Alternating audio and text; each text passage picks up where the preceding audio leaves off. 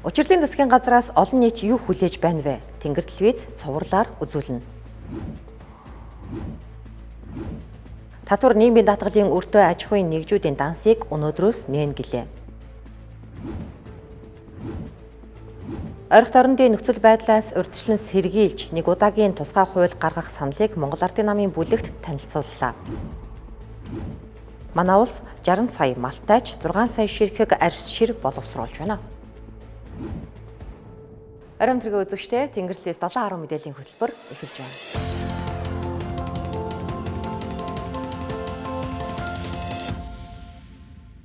Учирлын засгийн газар байгуулагдаад ажлын эхний 7 хоногоо эхлүүллээ. Эрх баригч нам сонгуульд ялалт байгуулсан ч 3 дахь засгийн газраа инхүү томилж байна. Засгийн газрын кабинет өөрчлөгдөх бүрт төрийн албаны залгамж чанар салбарын яамны ботлого хэрэгжилтийг уламжлал уялдаа холбоо алдарч олон нийт хийгээд салбарт ажиллагсдад яах бол гэсэн хүлээлт үүсдэг. За энэ хүлээлт бүрийн ард шинээр сонгогдсон сайд нар нийгмийн амьдралд эерэг өөрчлөлт авч ирэх байх гэсэн итгэлийн дүл сүмэлцсээр байдаг нь нууц бишээ. Тиймээс Тэнгэр телевизийн мэдээний алба 7 хоногийн туршид учирлын засгийн газраас юу хүлээх вэ сэдвийг цувралаар хөндөж байгаа юм а.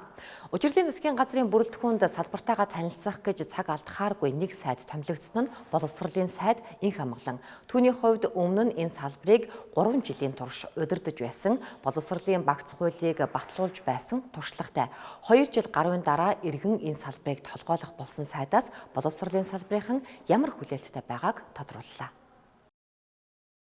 Үнэн хэлье, сайдын 32 шинжинд бүрдсэн супер хүмүүс томилоогүй үнэн гэсээр учрал өөрийн засгийн газрын танхимынхаа гишүүдийг улсын хурал танилцуулсан. Тэгвэл түүний танхимыг бүрдүүлж байгаа 19 сайдаас салбартаа танигдсан хүлээн зөвшөөрөгдсөн сайд ховор байна гэх шүүмжлэл олон нийтийн дунд байна. Ялангуяа шин томилогдсон сайд нарыг мэрэгчлээс дэсвэр салбар удирдах болсонд иргэдийн итгэл багасч эргэлзээ нэмэгдсэн. Тэгвэл боловсролын салбарынхан 2 жилийн өмнө боловсролын багц хуулийг боловсруулан батлуулж мэрэгжлийн боловсролын тогтолцоог туссан яамд нэгтгэснээр эргэцэн томоохон шинжилгээний суурийг тавьсан гэж үнэлэгддэг Инх Амгалан иргэн сайд болсонд ам сайтай байна. Инх Амгалан сайд бол эхлүүлсэн сайхан ажлууд бий урд талд. Тэр ажлуудыг бол эцсийн үзээгүй байхад нь өөрчилчихлаар чинь хүний одоо боловсролын чинь үндсэн ч гэсэн боловсролын үр дүн ч гэсэн гарахд бол төвөгтэй. Тийм учраас би сайдуудыг өөрчлөхдөө боловсролын сайдыг ядаж нэг бүр 10 жил. Яагаад гэвэл зэрэг бол боловсролын шинжилэл чинь бол боловсрол бага эндээс эхлээд төгсдөл нь бол үр дүн гардаг. Зүгээр нэг 4 жилийн дотор гардаг шүү дээ. Тийм учраас бол эсвэл дараачийн хүнийг солиул тэр чухал зүйлүүдийг үргэлжлүүлж гэдэг тийм л систем бид бол ормоор байна л гэж ингэж бодож байна л та. Өмнө байсан ажлуудаа сайн эхлэлүүдээ реформын шинжтэй том өөрчлөлтүүд хийжсэн тэрийг бүгднийг нь хийгээсэй гэж бодож байна. Боловсролын олон асуудлыг системээр нь хандахыг хичээсэн хүнэл гэж ойлгож явдаг. Яагаад системээр нь хандж байгаа хүн гэж хэлж яах вэ гэхээр хуулиа эхлээд шинжилсэн хуулийнхаа асуудлыг бас ингээд тавиад бүр ингээд батлуулж чадсан боловсролын хууль.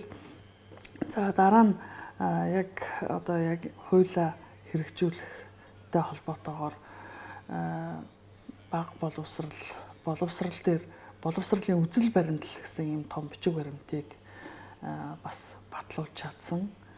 За тэгээд үзэл баримтлал дээрээс хуурлаад хөтөлбөрөөр шинжилдэг баг тийм зарчмыг бол Инх Амгалан сайд гаргаж ирсэн. Тэгээд харамсалтай тэр асуудал нэг 2 жил ингээд жоохон саатчлаа. Инх Амгалан боловсролын салбарыг удирдах байхдаа боловсролын багц хуулийг боловсруулж батлуулсан. Харамсалтай нь сайд солигдсон 2 жилийн хугацаанд хуулийн хэрэгжилт бүрэн хангагдaltaгүй цаг алдсныг энэ салбарынхан хэлж байна. Ялангуяа багшийн цалин урамшуул, цол зэрэгээ нэмэгдүүлэн боловсролоо ахиулан сурч буй багш нарт үндсэн цалин нэмэгд зэрэг хууль тусгагдсан зохицуулалт хэрэгжихгүй байгааг орон нутгийн багш нар хэлж байна. Магистрийн 5% нэмэгдэл ер нь бол орон нутгийн багш нарт бол олгогддоггүй. Энэ нь болохоор нөгөө нэг одоо сургуулиуд дээр одоо сая цалин нэмэгдсэнтэй холбоотой ч юм уу одоо нэг их хвчлэнийг гараад идэг асуудал нь болохоор төсөв баг тавигдсан гэдэг асуудлууд гардаг байхгүй юу? Тэгээд бас нөгөө талаараа бол яг энэ 5%-ийг өг гэсэн одоо журам нь одоо яг сургууль боловсролын газрынхаа төвшөнд очисон юм уу очиагүй мó гэдгийг бид нар сайн мэдэхгүй байна. Тийм болохоор ерөнхийдөө бол 5% олгогддгоо. Одоо сая нөгөө цалин нэмэгдлээ гэж ярьж байгаа шүү дээ. За тэгээд цалингийн нэмэгдлийг болохоор бүр яг нөгөө үндсэн нэмэгдсэн цалингаасаа биш хуучин цалингаасаа бодогдоод явж байгаа. Тэр нь бас багш нарын одоо их ундууцлыг ч гэдэг юм уу те хүргэж байгаа. Одоо энийгээ болоосоо нэмэгдсэн юм чинь нэмэгдсэн цалингаас ер нь бүх одоо нэмэгдлүүд бодогдоосоо гэсэн тийм үүдэлтэй байгаа. Мөн гүйцэтгэлийн үнэлгээ бас маш дургуутслыг хүргэнэ гэх юм уу одоо эсэргүүцлийг аваад байгаа шүү дээ. Тэгэхээр одоо багш болгон ижил үр дүнгийнхаа урамшууллыг өмнөх системээр авдаг байгаасаа гэж хүсэж байгаа. 2 жилийн дараа реформ хийсэн салбартаа иргэн ирж буй инх хамгаалан сайдад бага боловсролын хичээлийг нэгдмэл болгож олон сурах бичиггүй болгох, боловсролын сургалтын шинэ системтэй уялдуулж багшийг чадварчуулан бэлтгэх, тэгш бус боловсролын хүртээмжийг хэрхэн тэгш хүртээмжтэй болгох вэ? Ингийн тулд боловсролын суурь тогтолцоогоо хэрхэн системтэй шинжлэх вэ зэрэг өмнө нь боловсруулж батлуулсан зохицуултынхаа хэрэгжилтийг хангуулах ажлууд хүлээгдэж байна. Сургуулийн орчны зам мэдрийн засварлах юм уу? Ер нь амар бүглэрх юм уу? Жохон тэг зогсоол бас ихтэй болчихлоо ер нь бас зүгээр. Зүгээр яг юу ахаа зохион байгуулалтан дээр анхаарах хот төлөвлөлтөн дээрээ жоохон тэлдэг ч юм уу. Одоо тэнгууд хот ингэж хамбарлаад болохоор төгсрөл илүү үүсээд байгаа гэж бодоод байна. Одоо шинээр барьж байгаа барилга ч юм уу тэдрийнхаа ингээд төлөвлөлтийг одоо нэгэнд баригдсан юм өөрчлөж болохгүй юм чинь нэгэнд шинээр барьж байгаа хот төлөвлөлтөө зөв их юм болов. Дулааны үйлрэл болохоор нөгөө нэг экобайк тэгээд жет скутер энэ зэрэг тэм юмнууд нэлээд гарч ирдэ штеп. Тэгээд тэр үед одоо тэр скутер дугуйн явах зам нь тодорхойгүй. Тэгээ хүртээмж багтай. Тэнгүүтлээ явгууны зам дээр явлаа гэд ингээ хоёр талтай амар асуудал үүсэж байгаа байхгүй юу? Магадгүй яг олон жил яригдж байгаа ч гэсэндээ нөгөө нэг замын төвжирлийн асуудал гэр сургууль хоёрын хооронд төвжирэл донд явж байгаа цаг зөндөө байдаг. Тэгээд магадгүй яг миний хувьас бодохноо магадгүй нийтийн тээврээ олон давтамжтай олон ширхгээр явуулах юм бол нийтийн тээврийн зорчигчдод нэгсээд тэгээд машины хөдөлгөөн ч гэсэн нам сохлохлоор тэрнгээрээ төвжирлэн асуудал нь шийдэгдэх юм болов. Ер нь төвжирлийн асуудал бас нэлээд байгаа. Эрүүл мэндийн салбарт хүний нөөцийг чадварчуулах болон төр хувийн хэвшлийн түншилтийг сайжруулах шаардлагатай байгааг салбарын мэргэжилтнүүд илэрхийллээ. За нөгөөтэйгүр эрүүл мэндийн даатгал үр шимийг иргэд хүртэж чадахгүй байгаа учраас тогтолцоог нь сайжруулахад салбарын шинэ сайд анхаарч ажиллах нь чухал гэж эмч нар үзэж байна. Улсын хэмжээнд жилд 1.1 сая хүн түргэн тусламжийн үйлчилгээ авдаг. Үүнээс 1000 орчим хүн эмнэлэгт хүргэгдэж, эмнэлгийн үйлчилгээ авахаасаа өмнө нас бардаг байна. Үүний шалтгаан түргэн тусламжийн эмч нарын чадвар болон түргэн тусламж очих хугацаатай холбоотой гэж салбарын мэргэжилтэн тайлбарллаа. Түргэн тусламжийн эмч бусдын амь насыг аврах чадвартан байх ёстой атал манай улсад эмчийг сургаж мэргэшүүлдэг талбар болж хувирсан гэлээ. Нөгөөтэйгүр бусад улсад түргэн тусламжийн үйлчилгээ 5-аас 10 минутад очдог байтал манай улсад 30-аас 1 цагийн хооронд очих нь энгийн үзэгдэл мэт болж иргэн амь насаа алдах тохиолдлууд нэмэгдэж байна гэлээ. Дэлхийн нийтээс яралтай сүмжийн тогтолцоо гэж ингэж авч үздэг. Тасаг нь хамт ороод. Тэгэхээр яралтай сүмжийн тогтолцооны асуудал дээр яхавгээр 103 эмч нар гэдэг эмч нар явж байгаа тийм. Энэ 103 эмч нар бол ямар ч тийм юуны эмнэлэг хүртэлх тусламжийн одоо тодорхой боловсруулагдсан хөтөлбөрөөр сурдаг тийм сургалтын системгүй эмчнэр байгаад байна.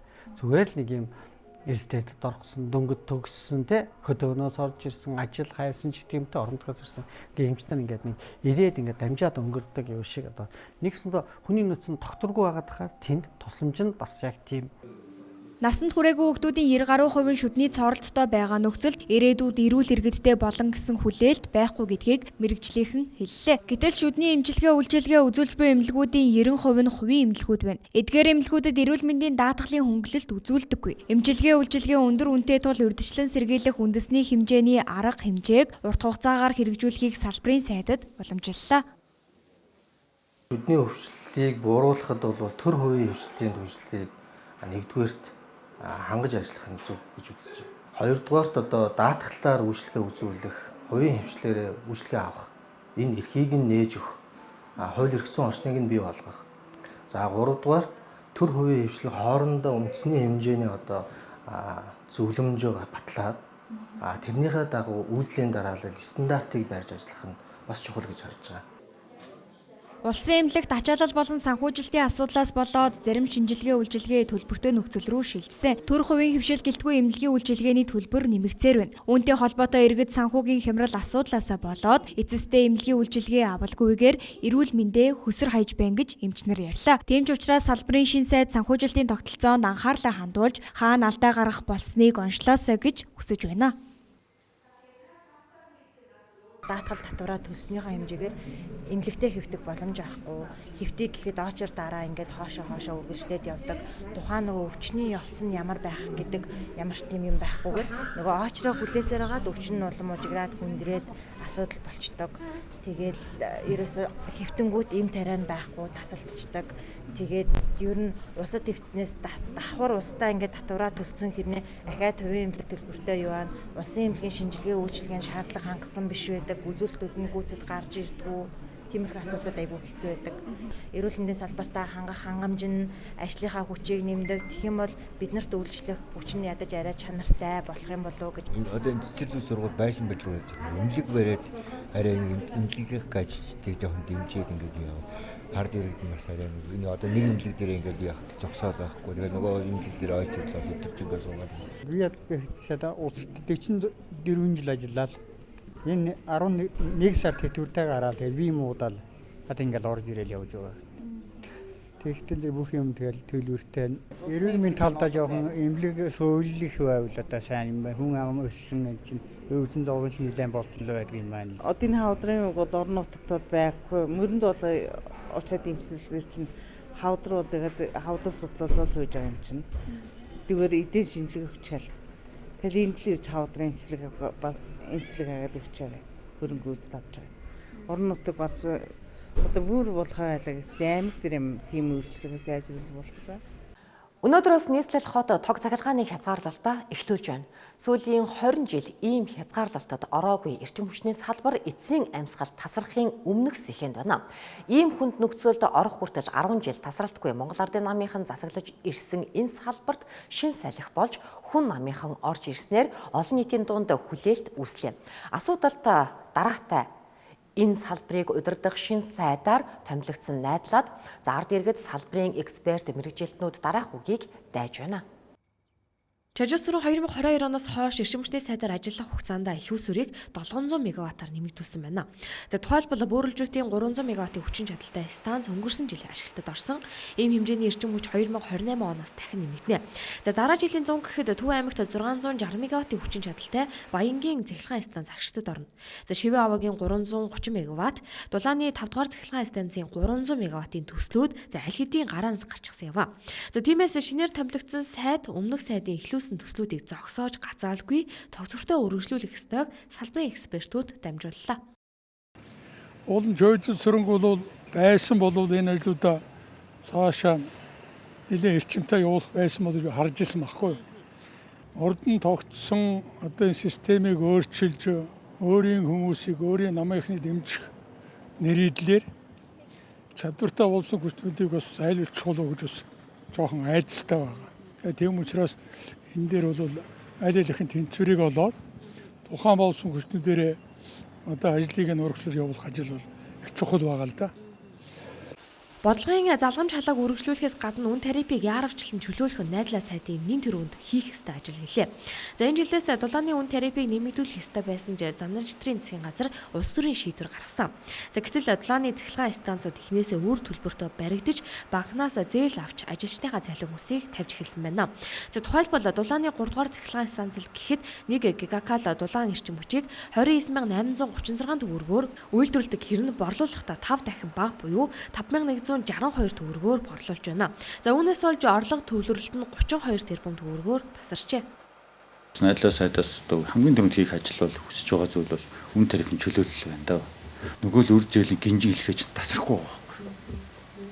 Тэгэхээр энэ хүндрэлтэй байдал бол цаашдаа магадгүй одоо жишээлбэл эрчим хүчний салбарын цалингийн нэмэх асуудлыг үйлдвэрчний хорооноос тавиад явж байна. Энэ асуудлыг тавиад шийдвэрлэх гэхээр хөрөнгө их усаа байхгүй. тэр хүмүүс чинь бас л бусдад адилхан тэр нөхцөлдөө тохирсон цалиус авах ёстой шүү дээ. Тэгэхээр тэр нөхцөл нь хангахдаггүй болчихж байгаа. Магадгүй энэ байдлаар байх юм бол боловсон хүчингүй болж шүү дээ. Тэгэхээр боловсон хүчингүй байна гэж чинь салбар өөр ажиллаж чадахгүй гэсэн үг шүү дээ. Ийхүү салбарын халуун тогоон дотор 20-30 жил ажилласан хүмүүс үн терапийн чөлөөлөлт эрчим хүчний шинэ их усүрийг доктортой нэмэгдүүлэх шаардлагыг тавилаа. За харин ард иргэдийн зүгээс ирэх үйл цахилгаан дулааны хязгаарлалтыг өвлжих боломжоор хангахыг шин сайдаас хүслээ. За одоо томилогдсон хүн ажлаа хүлээж аваад өөрийнхөө нэг тодорхой үзэл бодлоо хэлэх байлгүй дээ. Түүнээс бол ер нь хүн салбарыг л хүлээж авлаа шүү дээ. Хамгийн түрүүнд юу хийгсэ гэж хүсэж байна? Эрчим хүчнийхээ хангалтыг сайжруулах, эрчим хүч үйлдвэрлэлээ сайжруулах л хэрэгтэй байна. Хичээлийн үед тогтсолдогч юм. Тэгэд бол тэгээд хэцүү. Энийг зогсоочвол бас амар олон асуудлууд байгаа гэдэг тэдний тэгэл засах гэж тийм төлөвлөгөөтэй ажлуудаа сайн гэсэн. Бидний ингээд өмнө нь ингээд тохиолддог байсан нэг баг цаг ч гэсэн тоог засрагчин ч гэсэн биднэрт амар том асуудал ирдэ штэ. Тийм асуудлуудыг ядаж багасгаасаа л гэж утсан дээ.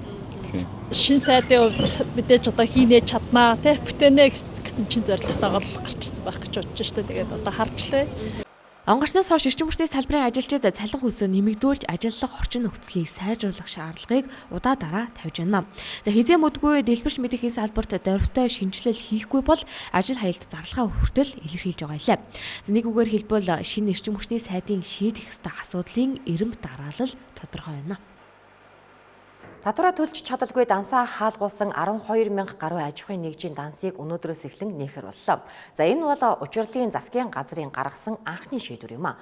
Гадаад орчин хямралтай, дотоод орчин савлгаатай байгаа энэ үед эдийн засгийн цусны эргэлтийг сайжруулахаар засгийн газар ийм шийдвэр гаргажээ. За энэ бол татвар төлж ажлын байр бий болгож баялаг бүтээдэг аж ахуйн нэгжүүдэд эдийн засгийн хүнд үед дэмжиж байгаа шийдвэр гэдгийг ч ерөнхий сайд хэлж байлаа. За гэхдээ энэ шийдвэр нь 1 сарын хугацаанд л хэрэгжих юм байна. Татварын өртөө аж ахуйн нэгжүүдийн дансыг хааж дарамтлагдаг байж таарахгүй үе үеийн ерөнхий сайд ярьсаар ирсэн. За гэхдээ энэ үг нь үйлдэл болсон удаа тун ховор. За өмнөх ерөнхий сайд Занаа шитрийн хувьд татварын албаныханд хандан за албадлаг хэрэглэж данс хаадгаа зогсоож зөвлөн туслагч байхыг өргөдөж байсан. Татвар төлөгчдтэйгээ бусад улсууд татварын байцаагч бол одоо нэгтлэн бод хордгилийн зөвлөгчн шиг нь тийм тусалж дэмжиж ажиллаж тэгээ асуудал хөндлөлийн шийдэхэд тусалж төрцгийн зүгээс юунаас болоод татвар төлөлтөнд саад учраад байгаа юм. Яаж дэмжүүл энэ хүн татвар бизнес амжилттай явж татвараа төлөх юм. Тэгээ дансын нагаа ичгэр чинь тэргүй яаж татвараа төлөх юм. Татварын маргаан таслах зөвлөл нь өөр шигтэй ажилдаг. Ийм нэг эрүүл сарвал механизм бий болох хэрэгтэй. Ерөнхий сайд тасан Занаа шатрын энэ яриаг сонссон хүмүүрт цаашид данс хаахгүй нэ гэх хүлээлт үүсэж исэн. Гэтэл энэ ярианаас хэдхэн хоногийн дараа буюу 2025 оны сүүлийн хэдэн өдрүүдэд 15,000 гаруй аж ахуйн нэгж дансаа алуулсан. За энэ тасалдаад байсан 2025 оны төсвийн орлогыг бүрдүүлэх гэсэн татварын албаныхны албадлагын арга хэмжээ гэдгийг цахим орчинд олон аж ахуйн нэгжүүд бичиж шүүмжилсгэж байсан. За ингээд үндсэндээ ерөнхий сайд тасан Занаа шатрын амлалт нь ажил олсонгүй. Харин одоо шинэ ерөнхий сайд учрал аж ахуйн нэгжүүдийн дансыг нэг тухай ярьж эхэллээ. Өнөөдөр нийтдээ татварын өртөө 12,000 гаруй аж ахуйн нэгж, нийгмийн даатгалын шимтгэлийн өртөө 3,800 гаруй аж ахуйн нэгжүүд байна. Эдгээр аж ахуйн нэгжүүдийн дансыг битүүмжилсэн байдаг. Тэгэхээр энэхүү дансуудыг өнөөдөр нээх шийдвэрийг гаргасныг та бүхэн дуулгая. Монголын төр иргэдэд итгэж байж эдийн засаг маань тогтворжиж, эдийн засаг маань идэвхжих ёстой. За эхний ээлжинд өртөө аж ахуйн нэгжүүдийн дансыг 1 сарын хугацаанд л нэхэр төлөвлөжээ. Хэрв энэ 1 сарын хугацаанд татварын өрөө барагдуулж чадахгүй бол за буцаагаад хаах уу гэдэг асуудал урган гарч байна. Харин шинэ хууль зүйн сайдын зүгээс за угаас компаниудын дансыг шүүхийн шийдвэргээр хаах нь буруу гэж үзэж байгаа талаараа ярьлаа. Яалтчгүй орлогогүй данс нь хаагдж байхад татвараа төлж чадахгүй байхад дээрээс нь дансыг хааж байгаа нь өөрөө хууль бус үйл явдал. Энэ бол шүүхийн шийдвэргүйгээр альва одоо хувийн хвшлийн өмчийн объектыг хаана гэдэг бол байж болохгүй зүйл. Ер нь аж ахуйн нэгжүүд данс нь нээлттэй байж орлого орж ирнэ үстэй тий. Орлоготой байж татвараа төлнө үстэй. Энэ мэтийн ийм одоо хуулийн нуглаа гаргадаг. Шүүхийн шийдвэргүйгээр татвараас шууд хаадаг ийм асуудал цаашдаа хуулийн хүрээнд зохицуулт хийх ёстой гэж бодож байгаа. Засгийн газраас боловсруулж улсын хурлд өргөн мэдүүлчихсэн байсан татварын багц хуулийн төсөл татварын өртөө аж ахуй нэгжийн дансыг бүхэлд нь хаах биш, за хэсэгчлэн битүүмжилж үйл ажиллагаа явуулах боломжийг нь хаахгүй байх заалтыг тусгаад байсан. За гэсэн ч Зандан шатрын засгийн газар огцрогтоо зэрэгцэн энэ хуулийн төсөл эх оны төсөвтэй хамт орж ирэхээр босаан татагдсан. За эндэж энэ хуулийн төсөл батлагдаж эрх зүйн орчин боловсронгуй олох хүртэл өртөө аж ахуй нэгжүүдийн дансыг нээх зэрэг төр зүрийн шинжтэй арга хэмжээнүүдийг л авч байгаа бололтой. Гэж заасны дагуу засгийн газраас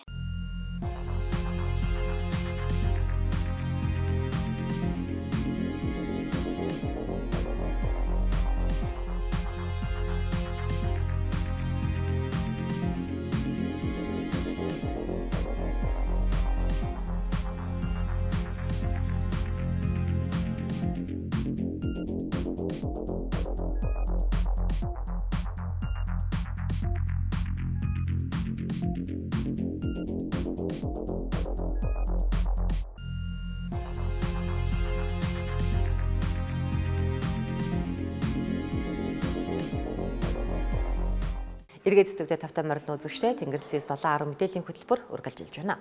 За Ираны дайнаас болж Ормосын хоолоогоор дамжих газрын тоосны тээвэр 90-ээс дээш хувиар буурсны улмаас дэлхийн эдийн засгийн өсөлт саарч инфляц огцом нэмэгдэх эрсдэлтэй болсон талаар эдийн засгийн хамтын ажиллагаа ба хөгжлийн байгууллага анхаарууллаа.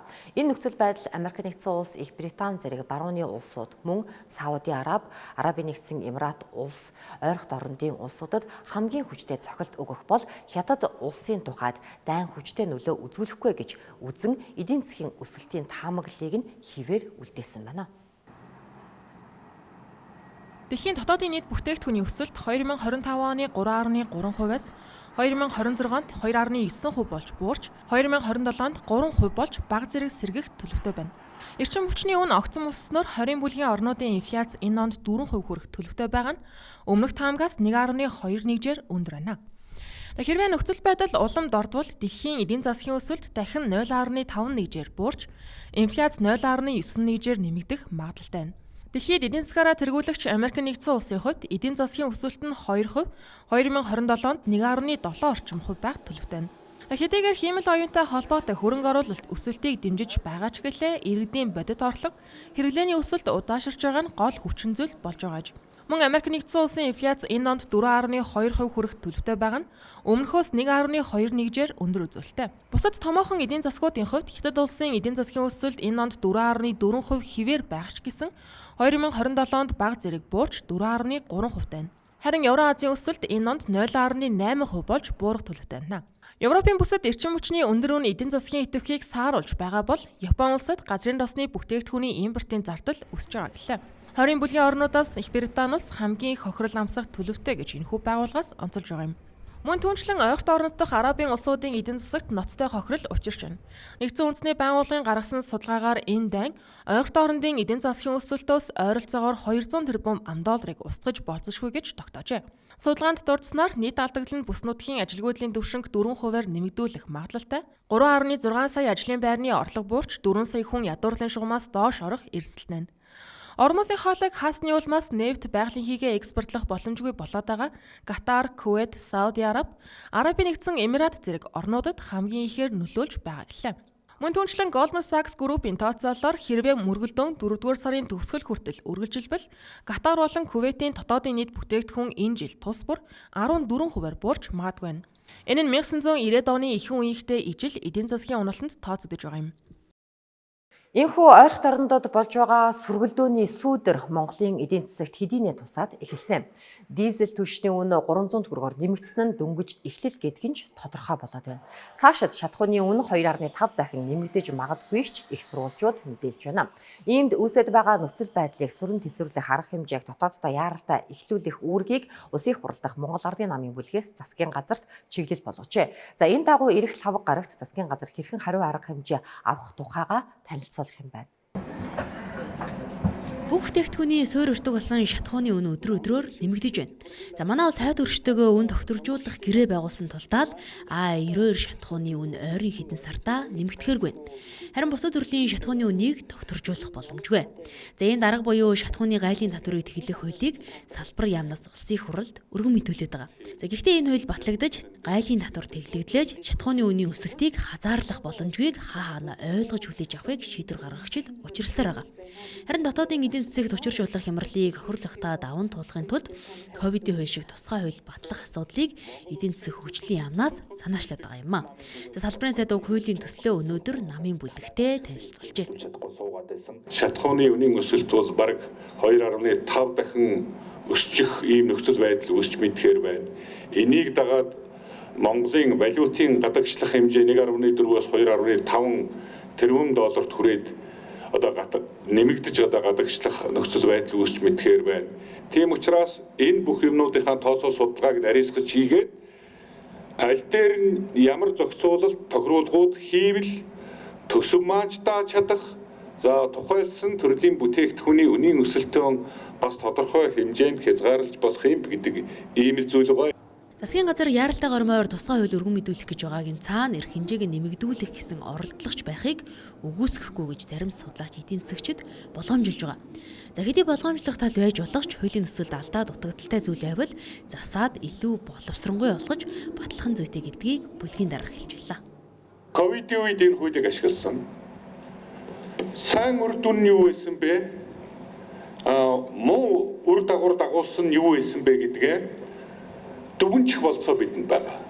Тийм учраас хуулийн зохицуулалтын хүрээ хязгаар за тавих хяналт шаардлага энэ бүх юмыг бол нэлээд тэр ковидын үеийг бодох юм бол сайжруулад боловсруулад баталчих боломж бидэнд байна. Хуралдаанд оролцсон гишүүд. Үнэхээр энэ үед шаардлагатай гэж үзэн улсын хурал батлаа гэж бодоход засгийн газар эргээд зарцуулалтаа тайлгнах уу гэдэг нь эргэлзээтэй. За яг л ковидын үед 10 гаруй их найдыг зарцуулсан нь мэдэгдэхгүй дарагдаад өнгөрсөн шиг зүйл давтагдахгүй гэж зарим хүмүүс хардаж байгаа.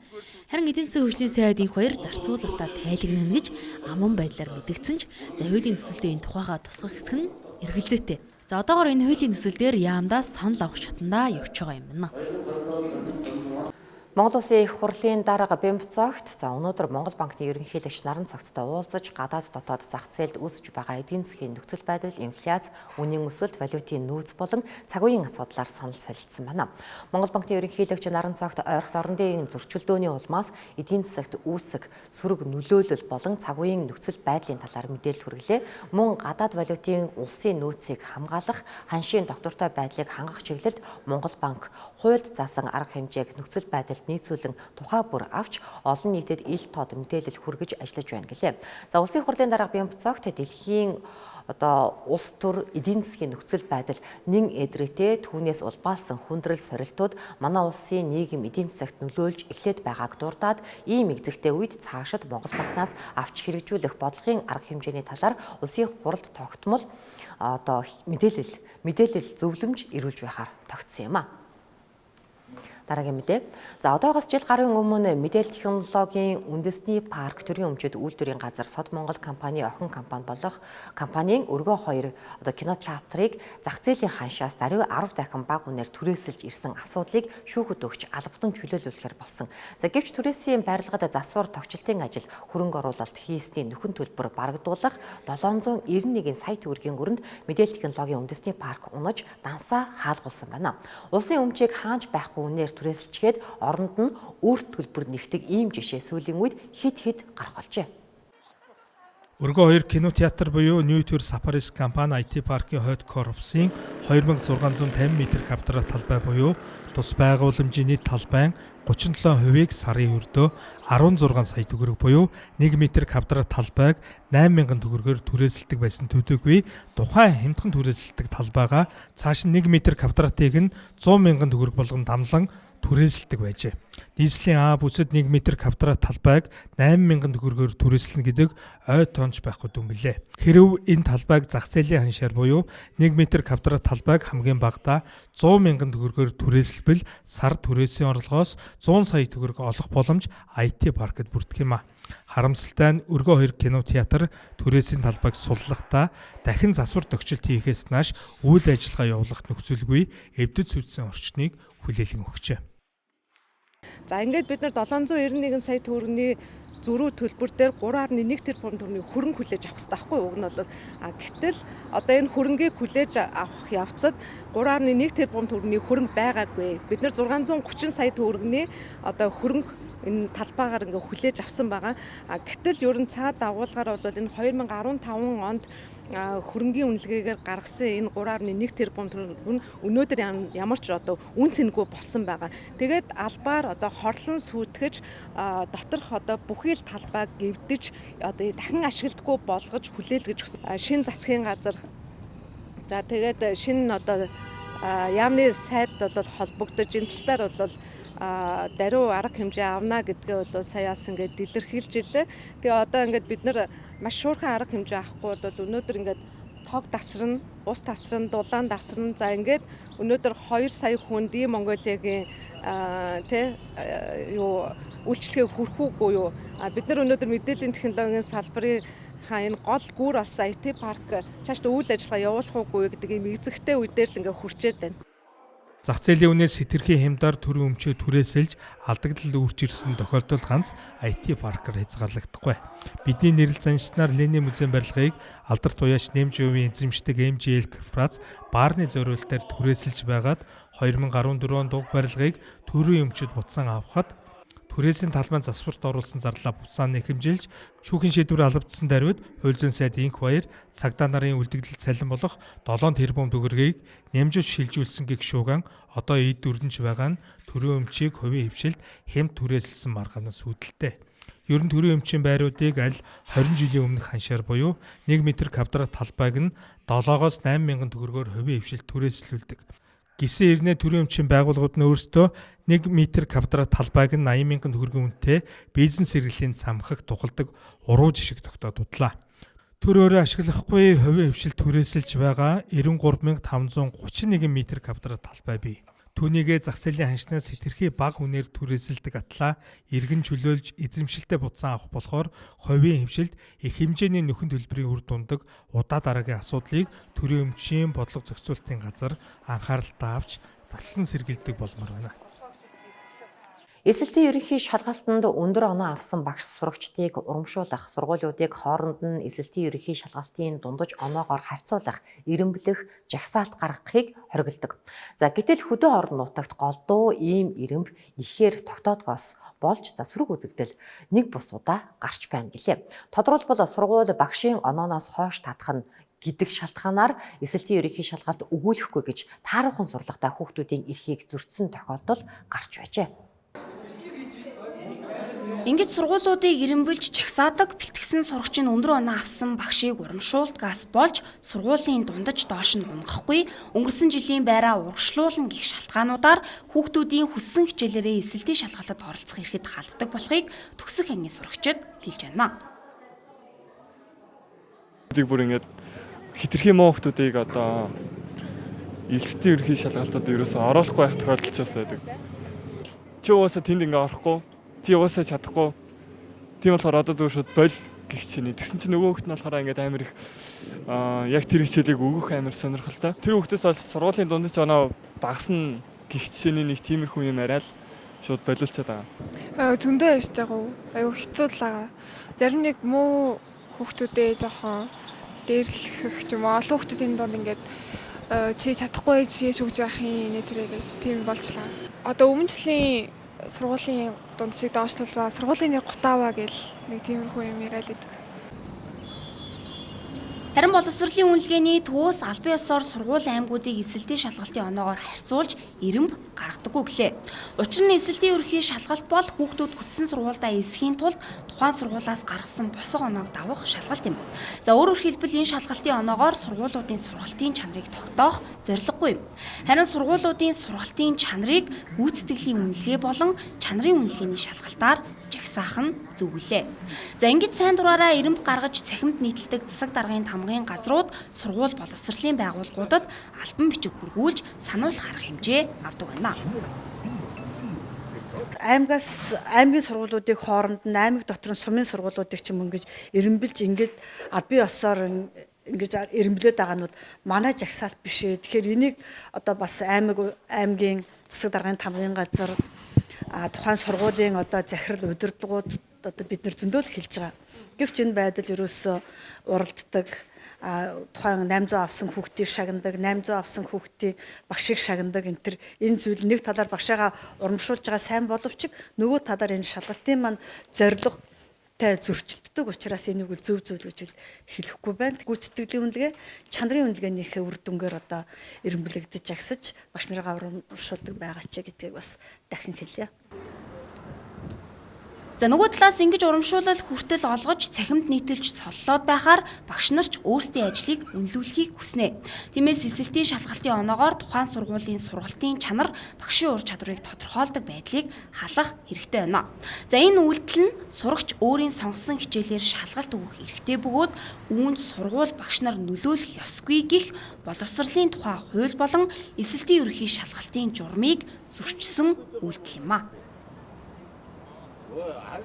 Манай улс жилд дунджаар 6 сая ширхэг арьс ширийг хагас болон бүрэн боловсруулж байна. Гэхдээ эдгээр арьсны 90% нь нядалгаанаас эрэхтэй хутгаар зүсэгдсэн бүрэн ашиглах боломжгүй ирж байгааг салбарын мэргэжилтнүүд хэллээ. Үүнээс болоод боловсруулсан арьс ширийг манай улсаас импортоор авдаг улс орнууд татгалзаж малын түүхий эдийн экспорт тэг зогсжээ. Уг нь бол жилд 20 сая ширхэг арьс ширийг боловсруулах хүчин чадал манай улсад бий. Гэтэл үүнээсээ 3 дахин бага арьс ширийг боловсруулж байна. Нөгөө дээгүүр 30 гаруй арьс шир боловсруулах үйлдвэр байснаас одоо ердөө 5 нь үлдээж үлдсэн нь хаалга барьжээ. Үүний шалтгаан нь арьс шир үнгүүцэнтэй холбоотой. Сүүлийн 20 жилийн турш малаа нийдэлсэн хутганы ор мөргүй, хажиг шувалцны сорвгүй болгоод өгөөч гэж арьс ширний үйлдвэрлэгчид гуйсан. Гэсэн ч тэдний энэ болцол өнөөдрийг хүртэл биелэхгүй байгаа нь салбарыг уналтад оруулж байна. Жишээ нь хэд одоо ингээд хийлээр зүсээ хийцэн ингээд. Тэгэл эндээс нэг ашигтай талбай ерөөсөө энүүх имдэл хийж байна. Энэ одоо жишээ нь хэд энийг авахд ганцхан ширхэг л ингээ гарна. Дэгт хүн бол хуучин олон жилийн туршлага байна. Одоо бас ингээд энэ үлдэж байгаа эд үйлдвэрүүдэд бол бас туршлага байгаа шүү дээ. Тэгэл энэ маань одоо ингээд арагшаага залгамж байхгүй болчлоо. Одоогийн байдлаар өхөр болон адууны арьс 6-аас 12 мянга, ямааны ноолууртай арьс 50 мянга, харин хоньны арьс үнэгүй болжээ. 2000-аас 2010 оны хооронд манай улс Итали руу арьс ширийг идэвхтэй экспортлдог байсан. Тухайн үед тус улс арьс ширний боловсруулалтаа сайжруулахыг зөвлөдөг байсан бол одоо эсрэгээрээ түүхий эдээ гэмтэлгүй бөгөөд чанарыг нь 100% сайжруулахыг шаардах болсон гэлээ. Өөрөөр хэлбэл малын түүхий эдийн экспорт уламд ордож аль ч улс авах боломжгүй гэх хариултыг хэлэх болжээ. Галийн ерхий газар энэ дээр 20 цэрийн арга хэмжээ шалгалтуудыг тавьдаг. Энэ дээр манай боловсруулах үйлдвэрүүд мань бүртгүүлэх шаардлагатай байдаг. Энэ бол яг зөвхөн гарал үүслийн бүртгэл түүнээс экспорт ирэх авч байгаа зүйл биш. Тэгэхээр гарал үүсэл нь яг стандартын үйлдвэр дотор боловсруулсан юм уу? Эсвэл үйлдвэр биш өөр нэг стандарт бус газар боловсруулаад чанарын шаардлага хангахгүй ийм юм гаргаж ийн үгүй юу гэдэг талаас нь шалгаж байгаа юм. Гэтэл энэ дээр бол тийм үйлдвэр биш аж ахуйн нэгжүүч гэсэн бүртгүүлээ явж байгаа тохиолдлууд байна. Энээс үүдээс сая бид нар өнгөрсөн жил Хятадын галийн ерхий газартаа бас уулзахад танаа орж ирж байгаа хэлээр гарч байгаа бүтээгдэхүүн шаардлага хангахгүй байна гэсэн зүйлсийг хүртэл яриад байгаа. Жил бүр 8 сая ширхэг арьс шир боловсруулагдахгүй хаягддаг байна. Цагаалт гэх мэт хөтөлбөрийн хүрээнд ноос ноолуурны үйлдвэрлэлийг дэмжиж байгаа ч үүний цаана арьс ширний үйлдвэрлэл хумигдж байгааг салбарын мэргэжилтнүүд хэллээ. Уг нь бол манай улсын арьс шир өвөрмөц чанартай байдаг учраас бусад улс ихээр сонирхдогч малчтын санамсаргүй гаргасан үйлдэлээс болоод экспорт зогсож байгааг салбарын мэргэжилтнүүд онцоллоо.